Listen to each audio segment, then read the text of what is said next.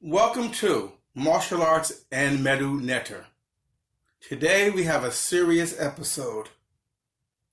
We're all aware of the Floyd murder and the protests all across the country. In fact, out of the country and other nations are protesting white supremacy, against white supremacy, and they're protesting against systemic racism across the world, actually.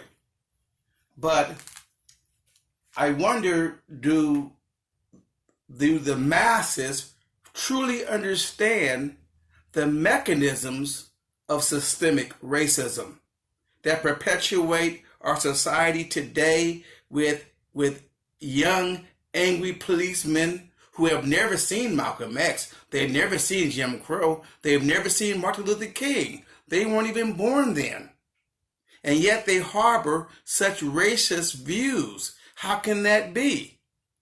In order to dismantle systemic racism, we have to analyze the mechanisms of racism that affect millions of children from 4 or 5 years old all the way to grammar school, junior high school, and college. They are taught, programmed to actually become this crazy folks with these crazy views of white supremacy.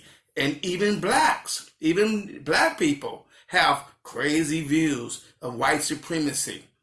How can that be? Well, let's look at it. I bring to you about a series of steps to understand and dismantle white supremacy. Okay, let's start. White supremacy exists consciously and subconsciously. We have to be aware and recognize that. Most of the problems operate within the subconscious mind of the Americans across the nation. The same programs that affect the whites also affects the blacks. Same program, two different results. Let's look at some of the mechanisms and separate them and isolate them. The first great mechanism is blue-eyed white Jesus. Yes, absolutely. The greatest power in the universe, the greatest power in the universe, solar system, Earth, planets, space, the universe is God, the greatest power. And the colonial imagery depicts God as a white, blue-eyed, blonde male. There we go. And as long as we are going to project that image to millions of children, then you're going to have problems, issues. White kids will think they're closer to God. Black kids would think that they're further from God. Black kids will worship a God that looks like their former enslavers. This is a neurosis. And many black ministers are guilty of teaching thousands and thousands of kids in their church that even though the church can be predominantly black, it could be 100% black people at that church, and they will still worship a blue-eyed white God. And this forms a neurosis. Some of them will have that image in their dreams for the rest of their life. But that image serves as a colonial image for power and supports systemic racism across the nation, across the world. God is actually a spirit and should be taught as that. But if we want to be real technical, all evidence shows that Jesus was not white. But that's another story. Number 2, our crazy European idea of a simian relationship, a simian association of the African American male, an African male, as a gorilla. This has been waging on, this program has gone on since the 1930s and 40s. From King Kong movies to social Darwinism to Nazi propaganda. And it's still across the world where at soccer games in Spain, they throw bananas at the black players. In Germany, in France, they've thrown bananas at the black players. Roseanne Barr got in trouble for putting on, tweeting about associating a black senator woman as a gorilla. Many stars and celebrities have gotten in trouble, and senators have gotten in trouble by saying what they were, like many thousands of white people are thinking, that the black males are associated with King Kong. Now, this is very dangerous propaganda. This is what causes a police officer to kill a black man. Whether it's conscious or subconscious, he's trying to subdue King Kong. Floyd was King Kong to that police officer. He had to be handcuffed and punished, ultimately killed. In the movie King Kong is captured and kidnapped from Africa, brought to America to be a showbiz item, to entertain, like many black entertainers. It's okay to entertain us. But once he broke loose from the chains and became aggressive, chasing a white woman, he had to be killed.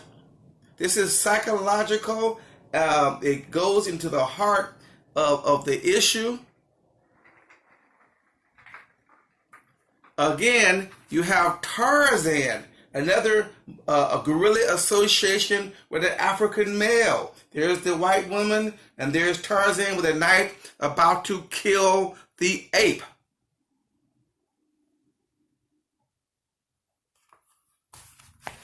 Back in my kid days, there was a cartoon out called Magilla Gorilla by Hanna-Barbera Brothers. And finally, in the Magilla Gorilla, you could see that he was depicted as an African American male. And the Hanna-Barbera brothers finally told the truth and said they made that cartoon as a comeback to the Martin Luther King marches. It was to get back at Martin Luther King. So they admitted their racism. Here's the other side, flip side of the monkey story. Curious George.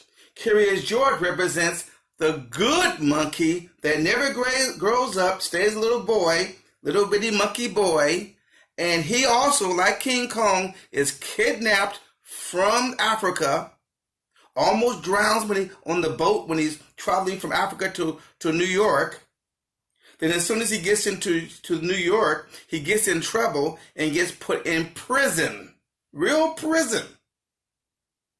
Finally, he gets out. The man with the yellow hat takes him out of prison and puts him in another prison, the New York Zoo. And he's supposed to be happy. Again, this represents the safe Negro who never grows up and is never a threat, but depends totally on his life and livelihood by the man with the yellow hat, thus white supremacy. It's funny how these images aren't put out there.